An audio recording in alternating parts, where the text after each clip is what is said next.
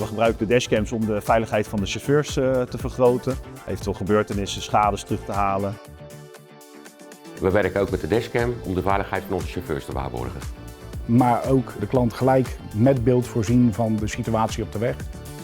Ik heb zelf 1 keer schade gehad, waar daarna een discussie kwam over wie daar de schuldige van was. En dan is dit systeem natuurlijk heel mooi, dat je kan terugkijken wie, wat en waar. En daar is uit voortgekomen dat ik daar niet schuldig aan was en dat de tegenpartij daar de complete schade van moet betalen. De installatie van de dashcams die is echt prima en vlot verlopen.